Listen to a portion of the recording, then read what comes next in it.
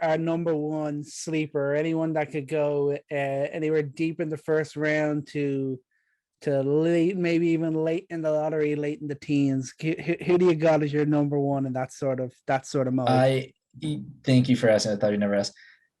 EJ Liddell. EJ Liddell is a junior coming out of Ohio State. 19.4 points per game on 60% true shooting, 37.5% from three, 8 rebounds, and 2.6 blocks at 6'7", depending on who you ask. But he's a guy who, I know we hate comparisons, but you can't help but think of a Draymond Green type of guy with his size. His favorite players, PJ Tucker, Grant Williams, Draymond Green.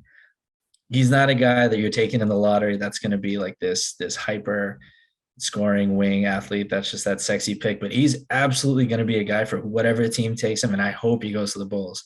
That's going to be a great switchable defender. He's a fantastic shot blocker, especially like when he's like in weak side rotation situations. He's always got his eye on the ball. He's always able to make those reads and be a great communicator, and any team that takes him, he's going to immediately make their defense better if they're using him correctly. And as a shooter, there's definitely potential there. You haven't seen it over the course of his career, but he was going to go into the draft last year. Nobody wanted him. And they're basically like, you need to become a better switchable defender and you need to shoot threes. This year, he shot 37.5% from three. He defended 1 through 5. That's a guy who's going to get better every year, going to meet the demands that you ask him. And he just looks like that kind of PJ Tucker dog type of player already at the age of 21 and a half.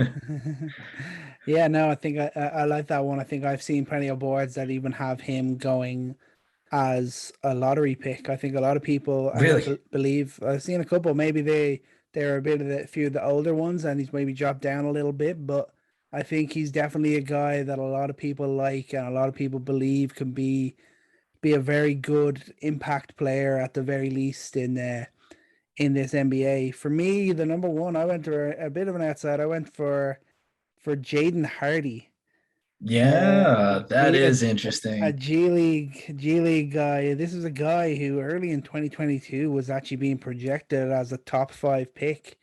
And obviously, it's always you always kind of worry a little when the guys slide down the board that much. But I think the scoring talent and potential for this kid is really huge. His range is deep, and the scoring instincts, you see them already at the G League level. I'm looking at him and I'm thinking Tyler Hero, Jordan Poole. I'm getting those sort of vibes. I mean, we've seen them both be huge impact players, and I think if Hardy can't come in and be a quality starter in this league, he can definitely become a serious six-man spark plug scorer off the bench. Yeah, I'm curious about him. I'm really because he feels like a what's his face on the Nets? Cam. He feels like a Cam. He feels like Bones Highland on the Nuggets. Like you said, best case scenario is a Jordan Poole type of player, Maxey. It's like he's a bucket getter, and he was one of the best players in the country. And going into the G League, I mean, he shot 27% from three. That's that's that's tough. That's really tough. 35.7% on pull up 2 point jumpers and 48.2% true shooting. For a guy who is a bucket getter, that's a really tough mark. But the athleticism and just the look of it, just the look of his game. I mean, you wouldn't think that. If you just pulled up his highlights and you watched the kind of buckets he was getting to and the way he's getting to spots and just how pure of a shooter he is, you'd be shocked that he shot that badly. But I wonder what team. Do you have a team in mind that maybe would take a risk on that? Because you go down the I, line. There's a lot of teams that I don't know if they're willing to take a risk on a guy whose only calling card is shooting and shot creation and shot that badly. I think he could go. He'll be a guy that goes deeper. But I think this is kind of a guy who'll probably go in the 20s and then we'll maybe look back in a couple of years and thinking this is a really smart pick for whoever's able to get him at that sort of range. I won't say steal, but a smart pick. I think maybe even Philly. I think are Philly picking at 24? They're 23. Are they going to 23. take a Tyrese Maxey clone that shoots worse than him? I mean, it wouldn't be crazy. I think of Yeah. the growth we've seen in Maxi as a 76er. That's been big, and like I think if he's coming off the bench for them and he can have a bit of a Bones Highland sort of impact in his first year, I think that's a good move for the 76ers. Dude, you know who's probably going to take him at 28? Imagine the Golden State Warriors get Jaden Hardy. Do you know just the immediate reactions from the world?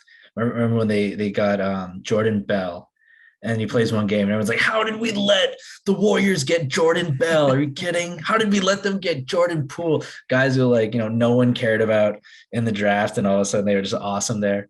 If they just had a Jordan Poole 2.0, that would be exactly how this draft would go. Yeah, getting to work out with some of the greatest shooters in the NBA. Three of them in Poole, Clay, and the big dog Steph. I think that'd be pretty unbelievable. Yeah, and it wouldn't surprise me either. I'd say he's definitely a guy the Warriors are looking at around that mark. Thanks for watching Coast to Coast on YouTube. For full episodes, check out the show wherever you get your podcasts. And for all the best hot takes, subscribe to the Coast to Coast YouTube channel below.